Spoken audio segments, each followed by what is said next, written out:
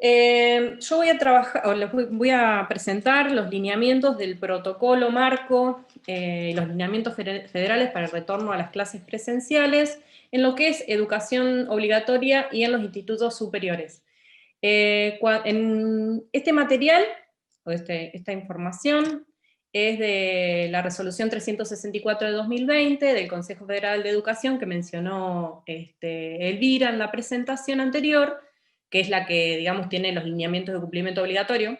Esos 9 puntos salen de este texto, son, digamos, como esos 9 puntos previos a cumplir, salen de lo que este texto dice en condiciones previas, ¿sí? Para poder elaborar los protocolos particulares de cada lugar, o el plan de reanudación sería.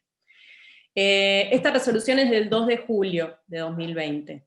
Yo tenía la impresión de que luego de que salieron los criterios epidemiológicos para el análisis de la vuelta a las actividades presenciales, pensé que iban a reformular algunas cuestiones de este protocolo, pero no lo han hecho. Así que, bueno, no está mal, pero tal vez hubiese requerido otra mirada. Bien, esta resolución lo que plantea es que cada jurisdicción debe elaborar su plan jurisdiccional de retorno a clases presenciales, ¿sí? Esta resolución lo que hace es sentar las bases y en conjunto con el análisis previo de los riesgos y ver la situación y los indicadores que planteó Elvira en la presentación anterior, se define si se retorna y en qué condiciones se retorna. Bien, esto sirve también, aparte de pensar, nos dan los indicadores, vamos a volver, es digamos, un análisis de la situación y una preparación para la posibilidad de volver. Lo que sucedió en muchos lugares, varios lugares, uno de ellos Capital Federal, Ciudad Autónoma de Buenos Aires, es que se hizo el plan y se volvió. Digo, hay un montón que de hecho lo están mencionando las compañeras y los compañeros en el chat, de cuestiones previas que no se han cumplido, ¿sí? En parte porque esto tiene que ver con que Capital vuelve a esta modalidad de encuentros, ¿sí? Al aire libre, que no tiene que ver con continuidad, digamos, vuelta a la presencialidad de las clases, sino que tiene que ver con estos encuentros de revinculación. ¿Bien? Pero bueno, lo que se pide o lo que se establece es que cada jurisdicción tiene que armar su plan. Y da una serie de parámetros e informaciones y pasos previos que deben ir cumpliéndose. Bien, este plan jurisdiccional es un plan elaborado con la participación de la comunidad educativa, ¿sí? Y tiene que llevar las firmas de la Autoridad Máxima de Educación de la provincia y de la Autoridad Máxima Sanitaria de la jurisdicción que esté a cargo de aprobar los protocolos, ¿sí? De prevención de COVID. Porque puede que no en todas las provincias sea la cabeza de un ministerio de Secretaría de Salud, sino que sea algún área complementaria a esta, ¿sí? O dentro de esa estructura. Y lo revisa se presenta al Ministerio de Educación de Nación y se revisa y se da la conformidad si el protocolo cumple, o el plan de retorno cumple con lo que tiene que cumplir. Bien, el protocolo, digamos, en rasgos generales, dice que es de aplicación o va a ser, ¿sí? El protocolo de aplicación a todos los establecimientos educativos, de todos los niveles y modalidades, en lo que es educación obligatoria, y en los institutos superiores. ¿Por qué les menciono esto? Porque también hay un protocolo marco y lineamientos para las universidades, ¿sí? Que no vamos a ver en esta ocasión, pero sí existe. Bien, es como mencionaba Elvira, y también lo dijo el ministro, un ordenamiento que está basado en criterios sanitarios, de prevención, ¿sí? De higiene y seguridad, de organización escolar y pedagógica, en el contexto en el que se realiza el análisis y se escriben estos lineamientos, ¿sí? Que dista mucho de nuestra antigua normalidad. Y aparte, otra cuestión es que este protocolo y estos lineamientos federales son un piso mínimo, o sea, es la base sobre la cual cada jurisdicción va a edificar su posibilidad de retorno y sus propias condiciones de retorno. No podemos descender de lo que establece el protocolo, pero sí podemos hacerlo específico y podemos inclusive hasta ser más exigentes de lo que el protocolo y los lineamientos federales establecen. Bien, lineamientos generales. Bien, para el retorno a la presencialidad. Se establecen los criterios según la fase. Esto, recuerden que yo les digo que esto es del 2 de julio. Vendría a estar reemplazado por el análisis de riesgo epidemiológico que explicó Elvira recién, ¿sí? ¿Cuáles van a ser los criterios que hacen que se pueda pensar en un retorno de acuerdo a las condiciones de atravesamiento de la pandemia en cada lugar en particular? ¿Bien? El plan tiene que estar generado con la participación de la comunidad educativa, ¿sí? Tiene que hacer especial hincapié en aquellos grupos con afecciones crónicas o personas con discapacidad, en aquellos grupos que están más impactados por la pandemia y bueno, por las inequidades que se ahondaron en esta situación. Necesita sí o sí que se profundice la relación y la comunicación entre las áreas y organismos que están abocados al tratamiento de la pandemia y que van a hacer que este retorno a la presencialidad pueda ser posible en las condiciones de cuidado que se requiere, ¿sí? Educación, salud, desarrollo en cada jurisdicción. Así como también el vínculo y la comunicación entre las distintas áreas, por ejemplo, la escuela y el municipio de cada lugar. ¿Bien? Y la evaluación de la infraestructura de los establecimientos para optimizarla previamente al retorno, si es que las condiciones están dadas para el retorno a las aulas. ¿Bien? Como previo a la reapertura, y van a ver que en lo anterior y en esto que vamos a mencionar se repite, digamos, parte de la información de esos 9 puntos que mencionó Elvira, como requisitos sí o sí para el retorno, tenemos algunas cuestiones, ¿sí? Hay que considerar situaciones que por ahí son muy distintas, pero con los mismos criterios, y para definir estrategias que incluyan a la comunidad.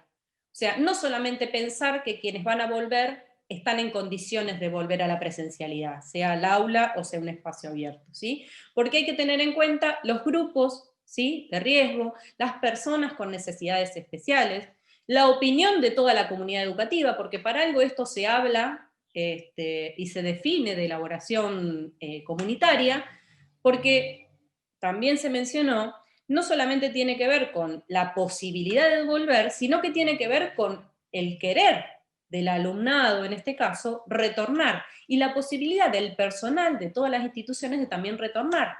Y se va a vincular también a que esas instituciones estén en condiciones, ¿sí?, para albergar esa vuelta, y que la organización pedagógica y de los tiempos y de las posibilidades de esa comunidad educativa también se puedan adecuar. Si yo tengo un establecimiento en donde el 40% de mi personal o del personal entra en grupo de riesgo, no puedo hacer el mismo análisis que si no lo tengo. ¿Sí? También hay que entender que, digamos, estos documentos, estos protocolos, esta forma de abordar la vuelta a clases o la nueva presencialidad es cambiante continuamente, ¿sí? No es que lo hacemos hoy y lo vemos hoy para siempre, porque, bueno, también lo mencionaba Elvira, en muchos lugares se habilita, pero después hay que retroceder, ¿sí? Como con todas las actividades que se vienen planteando de apertura en distintos lugares. Bien, la presencia del personal debe ser previa, obviamente, a la incorporación del alumnado. O sea, yo soy docente, en este caso, de nivel superior de la provincia de Buenos Aires. Vamos a tener que asistir a los establecimientos, ¿sí?, previo, digamos, bastante previamente, a que el alumnado pueda volver en el caso de que sea retorno a las aulas, ¿sí? Hay que acondicionar el edificio.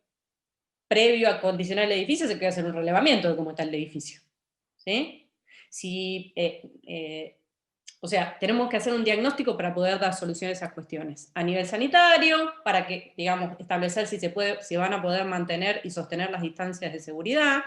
Si vamos a tener espacios, por ejemplo, para aislamiento, en el caso de que aparezca una persona con síntomas, o que haya que realizar alguna atención en particular, o si va a haber lugar para dejar cosas, o para disponer, digamos, de momentos de salida del aula.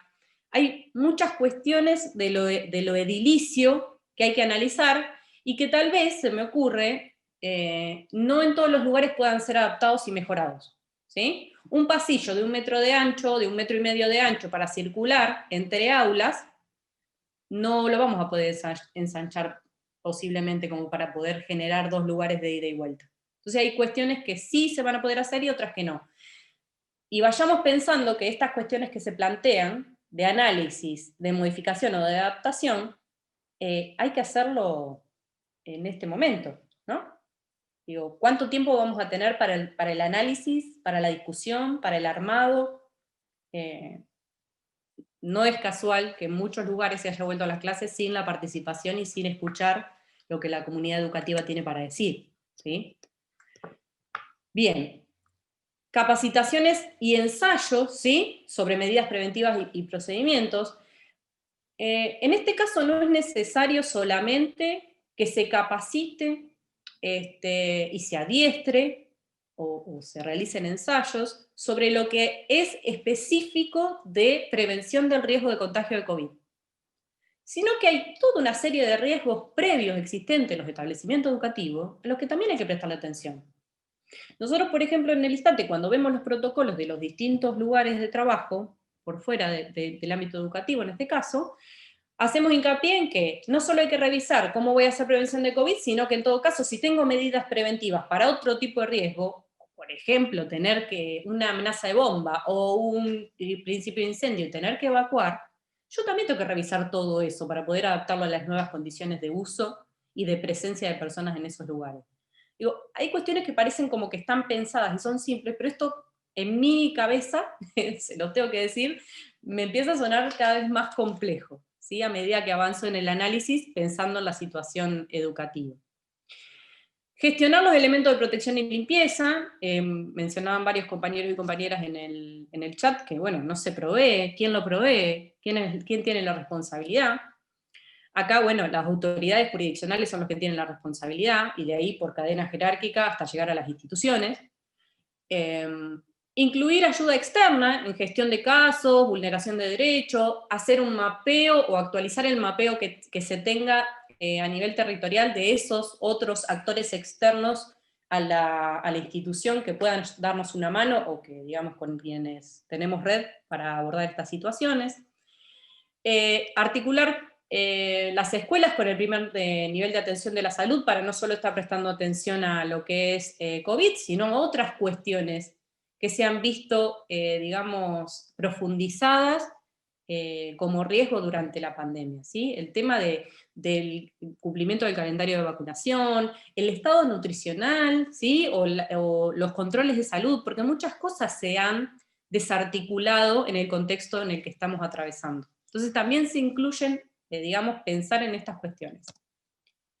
Ahora durante la reapertura, que en realidad consideremos esto, la apertura, las condiciones previas a la apertura, no es que se terminan cuando yo abro la escuela o el espacio abierto, defino y vamos a hacer las actividades. Digo, si esto se supone que es de mejora continua y de revisión continua, ¿sí?, acorde a la situación, todas estas condiciones las vamos a tener previas y durante la actividad presencial. Tal vez en algunos lugares se haga el análisis, se establezca el plan y no se retorne finalmente a las aulas hasta el año que viene. Es bastante probable que eso suceda. Pero bueno, nos mantiene en el ejercicio de pensar y repensar cómo vamos a retomar esta actividad, porque parece que dentro de los grandes mundos de actividad, la educación como que todavía no encuentra su lugar, ¿no? O su vía para, no digo volver a la normalidad anterior, pero sí ir encontrando las formas.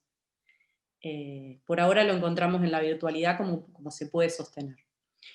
Bien, van a ser necesarios diseñar los protocolos de ingreso y egreso, qué se va a hacer ante un caso sospechoso confirmado, cómo se va a actuar ante los contactos estrechos, o sea, todo lo que ya sabemos que existe para los otros sectores debe estar protocolizado para este sector también en particular.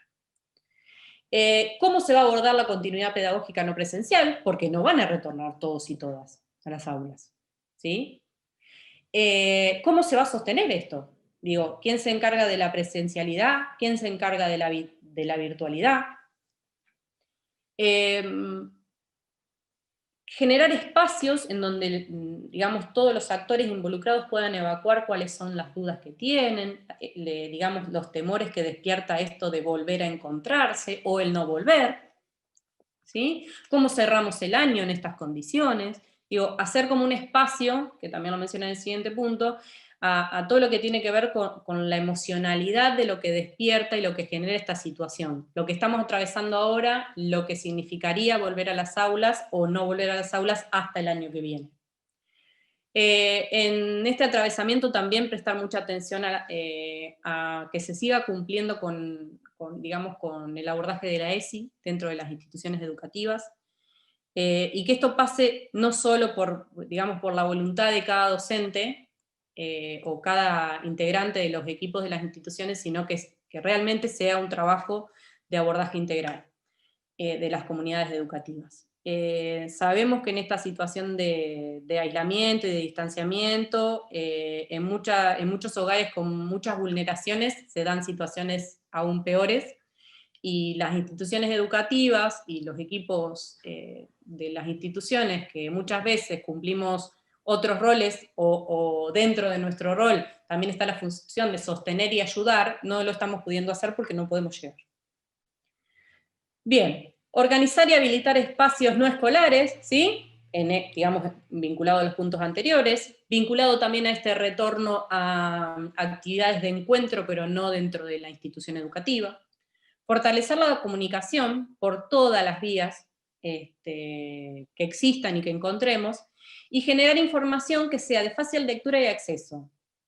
Virtual, como parte de la comunicación y del ida y vuelta con toda la comunidad educativa, y en el caso de la presencialidad, digamos, el tema del uso de cartelería ubicada en puntos estratégicos, que tiene que ver con brindar información nueva y tiene que ver con recordar lo que se debe hacer, todo esto de las medidas preventivas en cada espacio. Bien, ¿qué plantea el protocolo para hacer ante casos sospechosos? Bueno, la aparición de un caso con síntomas, que se considere sospechoso o que finalmente se confirme de COVID, ¿sí?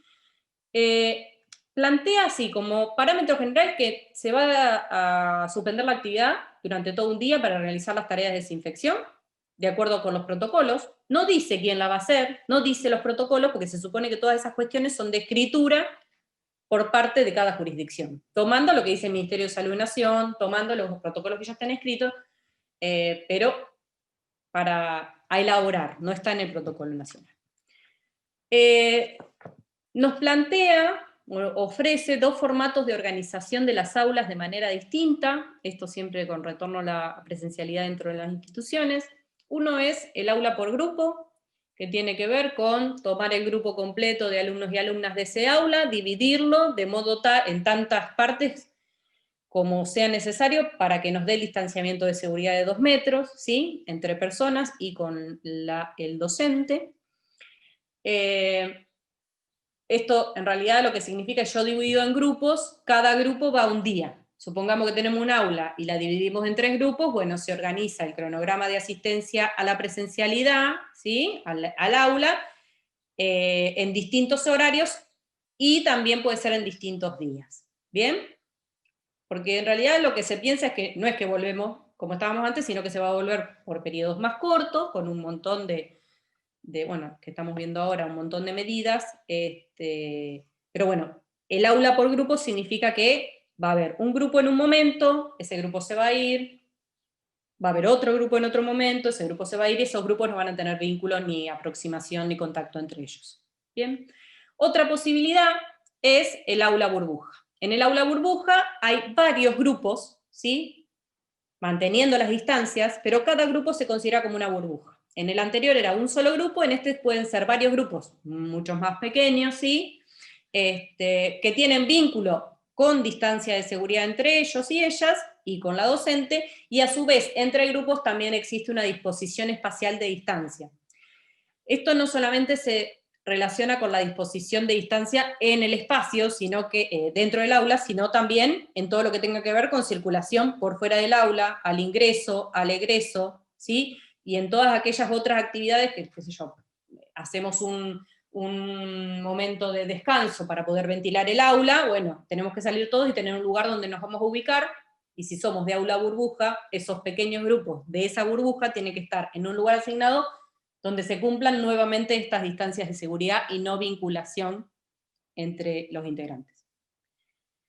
En el caso del que se trate, de estos dos tipos de organización de presencialidad, si el docente o la docente tuvo el distanciamiento adecuado, dice acá, con el grupo en el que aparezca, o la burbuja en el que aparezca, el caso sospechoso o confirmado, si mantuvo el distanciamiento adecuado, vuelvo a repetir que dice adecuado, puede al otro día o a la hora, cuando venga el otro grupo, continuar dando clases como si nada. El distanciamiento adecuado indica no solo la distancia de seguridad, sino la higiene permanente de las manos, el uso del tapaboca y de la máscara, porque habla de la máscara protectora facial completa, pero bueno, recuerden que todo esto queda por cuenta y cargo de personas que estamos trabajando, ¿no? Entonces, a veces es complejo decir, sí, yo mantuve el distanciamiento adecuado. La situación de atención de un aula requiere que a veces uno tenga que acercarse a los alumnos y a las alumnas. En este caso no podemos. En algunos protocolos ya más avanzados, específicos de algunas provincias, sí se ve que se contempla que mientras esa aproximación se haga durante menos de 15 minutos, digamos, no al lado, pero bueno, que tenga que ser menos de 2 metros de distancia, siempre se guarde que sea menos de 15 minutos, no se va a considerar como contacto estrecho. Son como muchas salvedades a todas las situaciones que se puedan presentar. Bien, medidas preventivas específicas. Distanciamiento social, ¿sí? Que tiene que ver con que siempre haya 2 metros de distancia entre personas, en todos los lugares, en todos los espacios. No realizar reuniones, no compartir ningún tipo de elemento y no tener ningún tipo de contacto, ni saludo de mano, ni pie, ni codo, nada. La higiene de manos, que para eso se considera que tenemos que tener sí o sí los suministros, definir cuáles van a ser los momentos y cómo se va a acceder a esos momentos de higiene de manos y que nos capaciten a todos y a todas en esas acciones, ¿sí? Si es con agua y jabón, si es con dilución de alcohol. Higiene respiratoria, ¿sí? Siempre y en todo momento el uso de tapaboca, ¿sí? Y en esto hay que tener mucha claridad, no solamente en la forma en la que se usa el tapaboca y en la que se coloca y se retira, sino en los procedimientos y en la regularidad de la limpieza y el lavado de ese tapaboca. Ay, perdón, hice lío. Bien, identificación y seguimiento del personal o los alumnos que estén en grupos de riesgo, ¿sí? O de alguien que pueda aparecer al ingreso con síntomas, tal vez no de un alumno o una alumna, pero sí tal vez de un padre, madre o un tutor que venga a acompañarlos con síntomas, porque eso también hay que ir continuamente recordando que si uno está en su casa y en su casa hay alguien con síntomas, tampoco debería asistir, ¿sí? Actuación ante situación, bueno, definir esto, qué vamos a hacer para casos sospechosos y para contactos estrechos, ¿sí? ¿Cómo los vamos a identificar previamente? Esto de preguntar al ingreso, ¿sí? O que quede bien en claro en qué condiciones se puede asistir a la escuela y en qué condiciones no. No permitir el ingreso a gente que presente síntomas. ¿Cómo se va a aislar el caso que presente síntomas al ingreso o durante la actividad? Y cómo se van a gestionar las derivaciones hacia el sistema de salud en el caso de que esa sospecha o esos síntomas aparezcan. Bien, hay un apartado en particular sobre transporte público y escolar. Esto depende mucho digamos, de la ciudad o la comuna de la que se trate, ¿sí? No todas las comunas tienen transporte público, pero establece más o menos las mismas consideraciones que para cualquier otro tipo de desplazamientos urbanos que se tengan que hacer. Escalonar los horarios para que de ingreso y egreso de los alumnos, alumnas y docentes, personal auxiliar, a los establecimientos para que no haya una sobrecarga de transporte público. Se pide que esto se distancien los momentos de traslado de la población educativa de los momentos de desplazamiento laboral, si se va a usar el transporte público, por ejemplo. Que se priorice el distanciamiento físico, reduciendo la circulación. O sea, lo que tenemos que tratar es de lograr organizar un horario de ingreso y egreso de los grupos, para que no estén circulando por la vía pública en los momentos de mayor circulación de gente. Eso también hay que, relacionarlo y organizarlo en los distintos niveles educativos en donde se realice la apertura de las clases, porque no es solamente gestionar los horarios del secundario, sino que hay que organizarlo con los horarios de la escuela primaria, con todas las escuelas de esa ciudad en particular. Bien,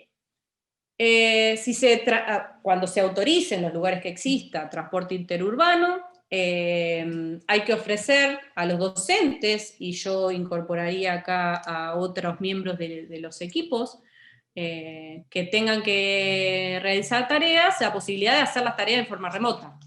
Siempre se va a priorizar el trabajo remoto por sobre el trabajo presencial, porque aún en aquellos lugares en donde haya descenso de casos, todo esto puede volver a rebrotar.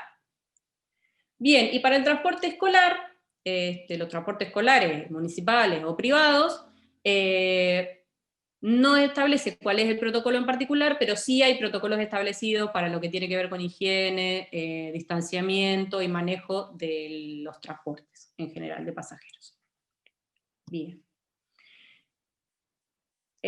Acá hay varias cuestiones específicas sobre lo que es higiene y seguridad y lo que es situación edilicia, ¿sí? Es por ahí el apartado más largo del protocolo. Habla, bueno, capacitar a todo el personal y también al alumnado, y yo agregaría al resto de la comunidad educativa, pero bueno, la capacitación para el personal tiene que no solo estar dada, sino estar registrada con asistencia de quienes van y quienes no, o quienes participan y quienes no. Realizar y aplicar un plan de revisión y adecuación de las instalaciones, ¿sí? Para que se puedan cumplir las medidas de higiene, seguridad y salud. No vamos a poder volver a las clases en un lugar que no tenga asegurada la provisión de agua potable y para higiene. Es lo más probable que no podamos volver en ese lugar, porque ¿cómo limpiamos, cómo desinfectamos? En base a este plan de revisión, se establecerá el plan de mejora, ¿sí? Digamos, de todo lo que deba realizarse.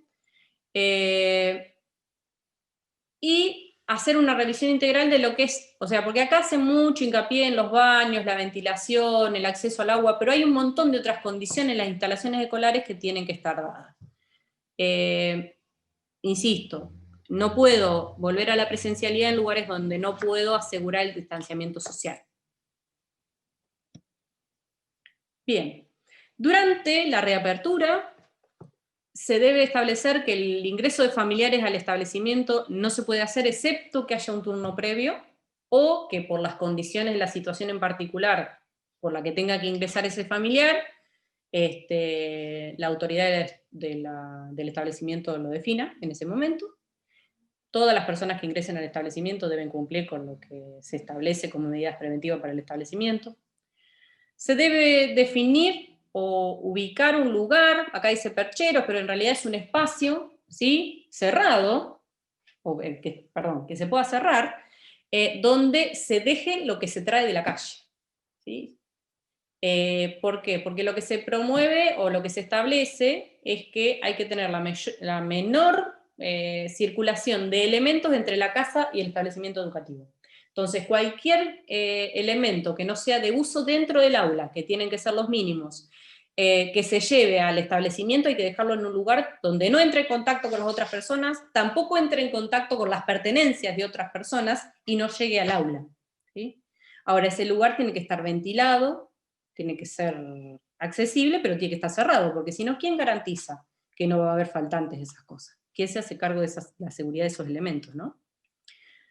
Porque por otro lado se promueve que excepto la puerta de entrada, o las puertas de acceso, todas las puertas estén abiertas, ¿sí? Para que no tengamos que tener contactos con una superficie de uso tan común como son los picaportes. Bien, se tiene que promover que los docentes y los trabajadores y trabajadoras y los estudiantes y las estudiantes desde el nivel primario realicen la acción de desinfección antes y luego de la jornada escolar de su puesto digamos, de trabajo durante la jornada, ¿sí? Que digamos, igual se va a hacer toda la limpieza institucional, no es algo que lo reemplace, pero digamos, se alienta para promover los buenos hábitos de higiene, en realidad. Y no está mal que uno limpie su lugar al inicio de la salida, sería un repaso de desinfección, en realidad. La permanencia de personas no más de 15 minutos y sí o sí con tapaboca en espacios cerrados que no se puedan ventilar. Asegurar el acceso a agua potable, bueno, jabón, cesto de basura con bolsa de residuos en los baños, que haya provisión de alcohol en gel o de alcohol diluido a 70. Dice 1 cada 20 personas, pero no dice de cuánto, no dice el volumen que debe tener en un hotel, dice 1 cada 20 personas, como mínimo. No dice cada cuánto lo van a reponer, tampoco. Bueno, acá establece que las docentes y los docentes tenemos que dar clase con máscara de acetato que cubra toda la cara y con tapabocas. Y bueno, esto que le mencionaba de no ingresar elementos, no compartir elementos, en este caso no serían personales ni de protección, y que todos limpiemos, todos y todas limpiemos el celular, yo incluiría también las llaves, ¿no? Algo que alguien pueda manipular al ingreso al establecimiento con alcohol, todas las veces que sea necesario en realidad. Bien, colocar señalización y cartelería preventiva, esto les mencionaba, en los lugares más accesibles. Tampoco es una cuestión de llenar de información confusa los espacios, sino que tiene que ser un lugar accesible en donde todo el mundo lo pueda ver y que se entienda lo que se está pidiendo. No hacer eventos y reuniones en los establecimientos, en ningún espacio del establecimiento, excepto que sean actividades que estén bajo la supervisión de alguien que sepa de lo que se trata y que se pueda asegurar el distanciamiento social, como por ejemplo, no sé, actividades deportivas, pero no reuniones, no eventos. Señalizar en el suelo las distancias de seguridad para asegurar que se cumplan. Esto también va a depender si van a ser más allá de los 2 metros entre personas, si va a haber de lugares asignados a los distintos grupos, de aulas por grupo, en espacios que sean comunes, o si van a ser a las distintas burbujas del aula burbuja en los espacios comunes. Adoptar nuevas prácticas de manipulación en la preparación y distribución de alimentos, ¿sí? Con protocolo. Esto en algunos lugares ya está establecido, porque en algunos lugares el servicio educativo está asegurando la provisión del alimento, ¿sí? Se sigue haciendo la entrega, más que nada de bolsones, pero bueno, va a haber que protocolizar acá también la preparación y entrega de alimentos. Trabar las puertas principales, para que estén abiertas, esto que les decía, de la circulación del no contacto con las perillas, con los picaportes. Ventilación natural, cada 90 minutos mínimamente, si es posible, trabajar con ventanas y puertas abiertas. Bueno, la ventilación entonces, los ascensores, en lo posible no usarlos, dejarlos solo para personas con movilidad reducida, siempre guardando la distancia y reforzando si se usan las tareas de desinfección. Y para las barreras físicas como las mamparas o los acrílicos se recomiendan solamente en áreas de trabajo del personal, no en las aulas. Esto tiene que ver con una cuestión pedagógica, por una cuestión emocional, pero tiene que ver con una cuestión económica, ¿sí? Serían muchas mamparas para poner en la cantidad de gente que va a acceder a los establecimientos educativos. Cuando sí o sí se trabaje en lugares con, digamos, no sé, se me ocurre en un laboratorio de química o en un taller, en un cuarto oscuro o algo en particular, de algún requerimiento de enseñanza en particular, si es un espacio muy reducido, sí o sí hay que estar tapabocas y reducir los tiempos de permanencia al mínimo. En los institutos superiores se aplican todas estas medidas, aunque se esté trabajando con adultos. Bueno, la desinfección de los elementos antes de guardarlo, esto del traslado entre casa y la escuela, no, en lo posible. Si hay síntomas, se los aísla con tapaboca y máscara facial en un espacio dentro de las instalaciones que permita ser desinfectado por completo luego de su uso. Ese espacio también tiene que estar definido previo a la apertura. Y hay que llevar un registro en cada institución de todas las medidas que vayan siendo adoptadas. Esto del registro es lo que se aplica, pero todo lo que se va a hacer tiene que estar protocolizado y escrito previamente a realizarlo. Acá dice, cada jurisdicción será responsable de monitorear y brindar asesoramiento a las instituciones educativas, y las visitas que haga la jurisdicción a esas escuelas tienen que ser por profesionales capacitados en seguridad y higiene. ¿Bien? Ahí como que no lo resumí mucho porque me quería que quedara importante que cada jurisdicción es responsable. Bien. De lo que dice de técnicas de limpieza y de desinfección, habla de la dilución, de la provisión, ¿sí? De los elementos, de cuándo se debería hacer la limpieza, digamos, de realizar primero la limpieza con agua y detergente, y luego la desinfección, del entrenamiento de todo el personal sobre los procesos de limpieza y desinfección previo a la reapertura y al reinicio de las clases, y de aquellas consideraciones, acá dice, por ejemplo, cómo se va a hacer la higiene cuando haya personas que requieran algunos elementos, alguna tecnología de asistencia, pero también puede suceder con otros elementos que deban ingresar a las escuelas, ¿sí? ¿Cuáles van a ser los procedimientos de limpieza y de desinfección para esas cuestiones, para esos elementos en particular? Yo no me voy a detener en los lineamientos pedagógicos, que es lo que vendría ahora, sobre, digamos, cómo se va a contemplar la parte pedagógica o la organización de las cuestiones pedagógicas. Sí voy a tomar esto de que habla de el escalonamiento progresivo de la apertura, de acuerdo a los criterios epidemiológicos, porque ya lo mencionaron, esto estaba establecido y ahora salen con el plan y el marco de análisis, que plantea la asistencia alternada a las escuelas de grupos, o sea que no quedaría nadie afuera, se le daría la posibilidad a todos los que estén en condiciones de asistir a la presencialidad y quieran de poder asistir, siempre hablando del alumnado, alternar la presencialidad con la no presencialidad, y la posibilidad de usar para tareas educativas espacios que no sean de la institución educativa, ¿sí? O sea, conveniar con algún club, o con algún otro tipo de institución de la comunidad que nos pueda brindar espacios abiertos o más amplios para completar. Esto se habla, por ejemplo, como va a ser por grupos, aquellas escuelas que tengan doble escolaridad, como va a ser por grupos y no van a estar toda la jornada, tal vez se pueda organizar diferente con una, digamos, con mayor posibilidad de asistir. Yo puse algunas preguntas, Beto me mandó otras preguntas más que la verdad que con el lío del ingreso no llegué a agregarlas, pero van a quedar planteadas para el debate. A mí me genera más preguntas que certezas la lectura del protocolo y la decisión de volver a clases, es la realidad. ¿Cómo participamos en las definiciones? ¿Cómo participamos nosotros como trabajadores y trabajadoras? ¿Cómo participa el resto de la comunidad educativa? Los alumnos, las alumnas, los padres, las madres, las otras instituciones con las que nos vinculemos. ¿Cómo se solucionan los riesgos previos que aparezcan en el análisis o que nosotros ya sabemos que existen? ¿Sí?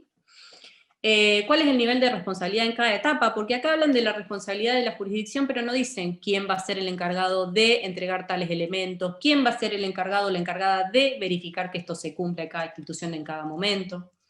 ¿Cómo gestionamos en tiempos reales de trabajo todo lo que hay que hacer? Porque para 90 minutos de clase yo tengo que considerar el tiempo del orden del ingreso, el tiempo de la disposición de los elementos que no van a entrar al aula en el otro espacio, el tiempo del ingreso al aula, el tiempo de ir al baño, el tiempo de ventilar, el tiempo de salir afuera. Digo, es muy complejo de pensar. ¿Cómo nos seguimos sobrecargando de trabajo, ¿sí? Quienes trabajamos en el sector? Beto me había planteado otras incógnitas que en este momento no recuerdo, pero que seguramente vayan apareciendo, que tenían que ver con esto también. Así que, sin más, Beto.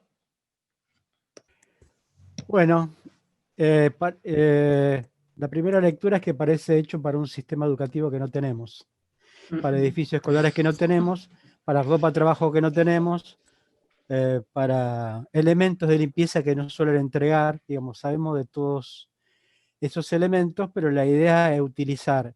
Este protocolo está firmado por la nación, pero también por las provincias, por lo tanto, lo que está determinado es de cumplimiento obligatorio también para las provincias.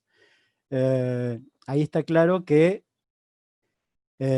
previo a la vuelta a clases, aún en estos casos que son vuelta a clases parciales, es decir, los últimos años, hay que hacer una revisión de todos los establecimientos. Si cada uno de ustedes vuelve a su escuela mentalmente, seguramente tendrá una lista muy larga de cosas que hay que arreglar para poder cumplir con todo esto. En la práctica, la verdad es que no creemos que este año la mayoría de los lugares, salvo algunas escuelas muy pequeñas de lugares muy pequeños, realmente se pueda llevar adelante, pero tampoco hay que descartar que quieran forzar en algunos lugares la vuelta a clases, a pesar de que no se cumplan lo que ellos mismos han firmado. Así que, bueno, dejamos abierto preguntas, debate, y aclarando que evidentemente no sé si van a alcanzar los 3 encuentros, pero vamos a ir agregando hasta tanto podamos consensuar posturas comunes y tengamos respuestas para la mayoría de las situaciones que se nos van a ir presentando. Incluso en el caso extremo de negarnos a realizar tareas, por supuesto.